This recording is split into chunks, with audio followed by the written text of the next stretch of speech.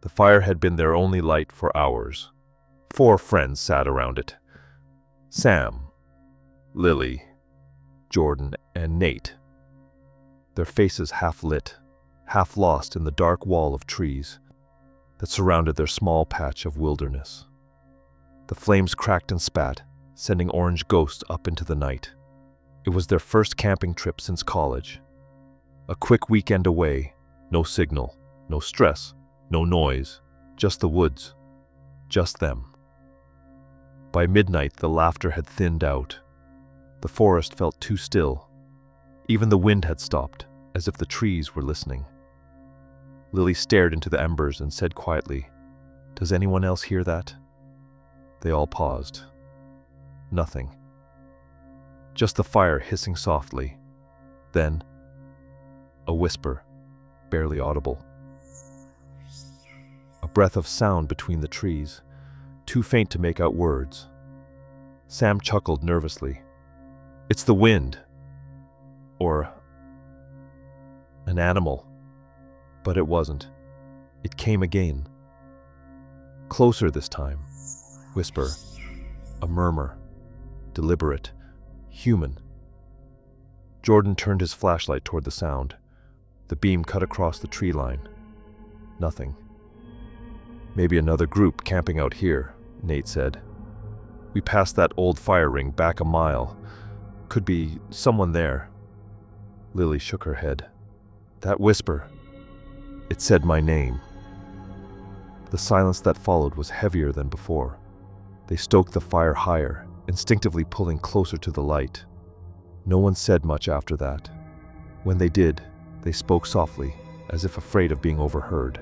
At 1 a.m., Jordan stood up to grab more firewood. "Don't go too far," Sam called after him. The crunch of his boots faded into the dark. A minute passed. Then 2. No sound but the slow crumble of wood in the flames. "Jordan!" Sam shouted. No reply. Lily rose halfway, peering into the woods. "He's probably..." A scream cut her off. It came from deep in the trees. Short, strangled, and suddenly gone. They grabbed their flashlights, shining them in every direction, calling his name again and again. Nothing. By 2 a.m., the fire had died to coals. The darkness pressed in around them like fog. Nate whispered, "We should go find him." Sam shook his head. "We can't see anything. We'll wait until sunrise." Lily didn't answer. Her eyes were fixed on something. The shadows beyond the firelight. There, between the trees, stood a figure. It was still, almost blending into the darkness. A tall outline, head tilted, watching. Sam lifted his light. Flashlight click, and the beam hit empty bark. The figure was gone. They sat in silence, the forest swallowing their small circle of light. Then, snap. A branch broke behind them. Then another. Footsteps, slow, circling. "Jordan!" Lily's voice cracked. No answer. Just the sound of breathing. Faint, wet, uneven. Somewhere in the dark, Nate grabbed a piece of burning wood and hurled it toward the sound. The ember flared and fell uselessly into the leaves. Nothing there. The woods went silent again. At dawn, Jordan was still missing. They packed up quickly, speaking in short bursts, afraid to say too much. When they reached their car, parked a half-mile down the trail, Jordan's backpack was sitting beside it, zipped up neatly. His phone lay on top. The screen cracked, the flashlight still on. They drove straight to the nearest ranger station. The officer listened, jotting notes, nodding slowly. "You said he screamed? Around 1 a.m. Sam nodded. "Yeah, then we saw someone, or something, in the trees." The officer exchanged a look with his partner. "That campsite's off the Mark Trail. People go missing up there sometimes. Missing? Lily repeated. Yeah, we've had reports over the years. All same pattern. Campers hear whispers in the woods. Then one person vanishes before sunrise. Sam frowned. So it's people? Locals? The officer closed his notebook. We've searched that area dozens of times. Never found footprints, never found campsites, never found bodies. Lily leaned forward. But if there's no one out there, then who's whispering? The officer hesitated. We think it's the sound of wind through the burned trees. There was a fire years ago. Killed a group of hikers.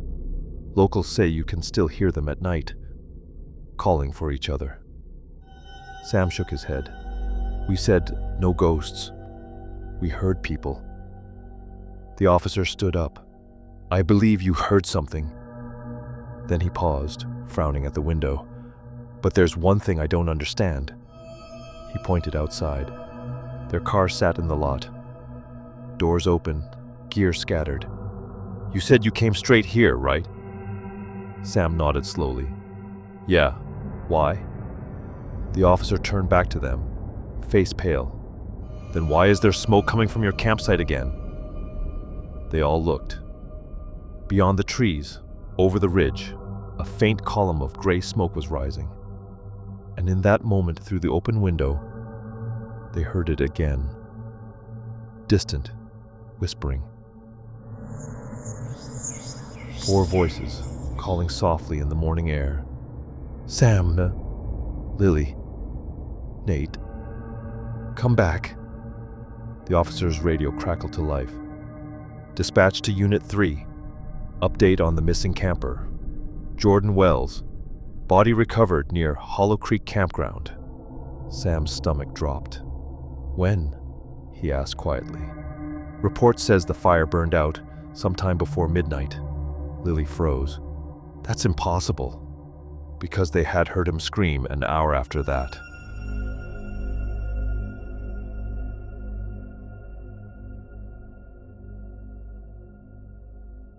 The mountain road narrowed to a single lane before it disappeared into the fog. No signs, no lights. Just the rhythmic hum of tires over gravel and the distant hiss of wind through the trees. Eli gripped the steering wheel, squinting through the windshield. In the back seat, 4 other passengers swayed in uneasy silence. They were friends, once. College classmates, bound by the kind of promises made over cheap beer and too many nights that lasted until dawn. Now they were just 5 adults, older, more tired, pretending the weekend would bring them closer again. GPS says 10 more minutes, Jess murmured. Her voice was flat. She hadn't spoken much since they left the main road. This cabin better be worth it, Mason muttered, half asleep against the window. It's not even on the map. Eli forced a laugh. That's the point. No service, no noise, no neighbors, just us. The headlights swept over a crooked wooden sign. Pine Hollow. Private property. The air thickened as they pulled into the clearing. The cabin stood alone. 2 stories, old but sturdy, half hidden beneath towering pines. When Eli turned off the engine, the silence hit like a weight. Car engine cuts. No crickets, no wind, just stillness. Inside, the cabin was colder than outside. Dust coated the furniture, and the air smelled faintly of ash. Creepy, Mia whispered, setting down her bag. Feels like someone left in a hurry. They lit a fire, opened beers, and tried to make the place feel alive again. By midnight, laughter filled the gaps where tension had been. Eli stepped outside for air. The forest was pitch black beyond the glow of the cabin windows. Something about the silence unsettled him. He looked back toward the car, parked by the tree line. 5 sets of footprints led from the car to the porch, clear in the thin layer of dust that coated the ground. He frowned, The math checked out. There were 5 of them. But when he turned toward the cabin, his chest tightened. There were 6 shadows moving inside. He blinked hard. The firelight flickered through the curtains. Maybe that was all it was. When he stepped back inside, the laughter had softened. Mia sat by the fire, quiet. Jess and Mason argued softly over who'd forgotten to bring the extra blankets. And Eric? Eli frowned. "Where's Eric?" Mia looked up. "Bathroom, I think." But the bathroom light was off. The door was open. Eli called his name once. No answer. He stepped into the hallway, flashlight cutting through the dark. At the far end, the back door hung slightly open, the cold air breathing in from outside. He followed the trail. Boot prints pressed into the dirt, leading into the trees. "Eric?" The beam of light caught something ahead. A scrap of fabric snagged on a branch. Dark, torn, looked like part of Eric's jacket. "Guys?" Eli called, louder this time. No answer. Only the trees whispering softly in the wind. Wind rustle. He turned back and froze. A figure stood between him and the cabin, half hidden by the fog. Tall, still, watching. Eli stepped forward, heart hammering. "Eric?" The figure didn't move. Then the fog shifted, and it was gone. Back inside, Eli slammed the door and locked it. Door slam. Everyone stared at him. "What the hell happened?" Mason asked. "Eric's gone. I don't know, someone out there." Jess's face went pale. "Someone? Or something," Eli said, then shook his head. "Forget it. We need to stay inside until morning." They searched the cabin again, checking every window and door, everything locked tight. When they returned to the main room, the fire had burned low, and sitting on the mantel above it was Eric's phone. The screen was cracked. The wallpaper. A photo of the 5 of them, taken hours earlier in front of the car. Only now, there were 6 faces in the picture. Panic set in. Mia wanted to leave immediately. Mason argued they'd get lost in the dark. They decided to wait until sunrise. But none of them really slept. The forest pressed against the windows. The faint sounds of movement outside. The occasional tap against the glass. By morning, Eric still hadn't returned. They packed in silence and started toward the car. The fog had thinned, but the forest felt heavier somehow. When they reached the car, Eli froze. There were 6 sets of footprints leading back to it. "We were 5 when we arrived," Jess whispered. Eli turned slowly. "What?" "Last night, when you looked out, you saw 6 shadows, didn't you?" He nodded. "Then who's missing now?" They looked at each other, counting silently. 1, 2, 3, 4. Mia frowned. "Wait, where's—" A hand grabbed her from behind. She was yanked backward into the trees before anyone could move. Eli sprinted forward. But there was nothing there. Only her flashlight rolling across the dirt. He picked it up. The beam caught a shape in the fog. A man. Standing still, wearing Eric's torn jacket. "Eric?" Eli whispered. The man smiled. Just slightly. Then another voice from behind him. "Why are there only 4 of you now?" Eli turned. Jess and Mason were gone. Only their bags remained, sitting neatly by the car. He looked back at the man, but he was gone too. The forest was utterly silent again. He stumbled toward the car, shaking hands, fumbling with the keys.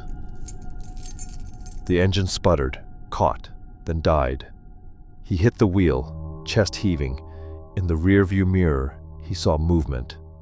4 figures standing just behind the car, not moving, just watching. One of them was wearing his jacket. When the ranger found the abandoned vehicle days later, it was empty. 4 bags inside, 5 coffee cups, and a note written on the fogged windshield, traced by a finger from the inside. We were 5 when we arrived.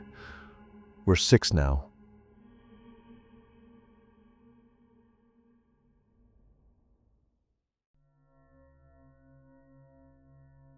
The road to Black Hollow campgrounds wound endlessly through the forest, a twisting line of dirt that felt too narrow for the SUV.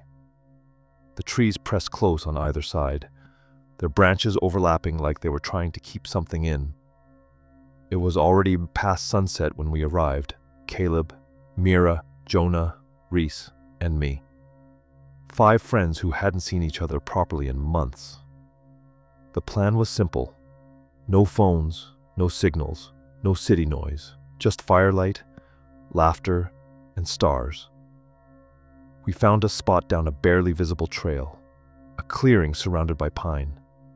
The air smelled of sap and rain-soaked earth. When Jonah killed the engine, the silence hit like a weight. No crickets, no wind, just the slow creak of cooling metal. Caleb forced a grin.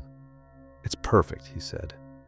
But the way he said it, like he was trying to convince himself, hung in the air longer than it should have. By nightfall, we had the tents up and the fire going, danced upward into the dark. Mira filmed little clips for her channel, close-ups of the flames, of Reese pretending to be scared, until Jonah told her to stop. "Why?" she asked. He shrugged. "Feels like bad luck to film the woods at night." We laughed, but it didn't quite land. The flames popped. A log split down the middle, and that was when we heard it. A soft dragging sound, coming from beyond the circle of light. We froze. It was slow, steady, like someone moving a boot through wet leaves. Caleb stood, pointing his flashlight toward the noise. The beam cut through the trees, illuminating trunks, ferns. And for just a second, something pale ducked behind a stump. "Probably a deer," I said quickly, but my voice cracked on probably. No one mentioned it again that night. We stayed up until the fire thinned to embers, then split into the tents, girls in one, guys in the other. The air had grown icy, the forest utterly silent. I must have dozed off because when I woke, the inside of the tent was glowing orange again. I blinked, confused. We'd let the flames die. No one had left the tent. When I unzipped the flap, the glow outside was too bright. The fire wasn't dying. It was burning higher than before. The flames towered chest-high, roaring, every log blackened and wet from the earlier rain, but somehow burning clean and strong. "Jonah?" I whispered. No answer. I turned toward the other tent. The flap was closed, no movement inside, but around the fire pit, in the dirt, footprints, bare ones, dozens of them. Some led toward the woods, some led back, and some stopped halfway between. The next morning, the air felt heavier, like the forest itself was watching us. No one admitted to relighting the fire. Mira swore she'd seen something moving between the trees before dawn. A shape just standing, facing the tents. Jonah said she was dreaming, but none of us looked at the woods after that. By nightfall, we were all on edge. We decided to stay up together this time. Caleb tossed more logs into the fire, the flames reflecting off his eyes like glass. He joked that if the fire wanted to burn itself, we should let it. That was when the forest made a sound. Not movement this time. A whistle. Low. Off rhythm. It came from deep between the trees. And for a second, it almost sounded like it was calling back to the crackling fire. Reese stood up. "That's not wind." Jonah aimed his flashlight at the sound. The beam caught movement, a flash of white fabric, before something snapped a branch nearby. We all jumped. Mira screamed. When Jonah ran forward, his light flickered, catching something on the ground. One of our backpacks, half unzipped, the contents scattered. A few feet away, a footprint. Small, bare, fresh. He backed away slowly, whispering, "There's someone out here." That night, none of us slept.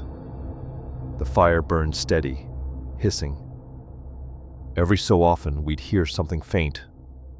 Twigs breaking, a shuffle of steps just outside the glow. Each time, the light from the fire would surge, for a moment, like it was feeding on the noise. At some point, Reese muttered, "Don't let it go out." No one questioned what it meant. By morning, the road was gone. We drove for hours, every turn leading us back to the same clearing. The GPS flickered endlessly between coordinates. The signal died completely. When we passed the campsite for the third time, Mira screamed. The fire was still burning. Same size, same color. Jonah slammed the brakes. "How the hell?" He didn't finish, because the five of us sat staring at that impossible flame, and something new appeared beside it. A sixth chair, one of the folding ones from our pack, opened, facing the fire, empty. We didn't stop again, just kept driving, faster and faster, until it was dark again. And then, somehow, the road opened, a strip of asphalt ahead, civilization. We exhaled in relief. Mira turned in her seat to look out the back window, and froze. Her voice was quiet when she said, "It's following us." In the distance, through the trees, the faint glow of orange light, keeping pace. The fire, still burning. Jonah floored the gas. No one spoke after that. 3 days later, a ranger found our vehicle abandoned at a rest stop 2 miles from Black Hollow. Doors open, gear inside, no sign of us. The fire pit back at camp was cold, but in the soot were 6 sets of footprints. The 6 smaller, lighter, stopping right beside the others. And in the center of the stones, buried halfway into the ash, was a camera, Mira's. The final clip, the group asleep, the fire burning bright. And just before the footage cuts to black, a barefoot steps into frame.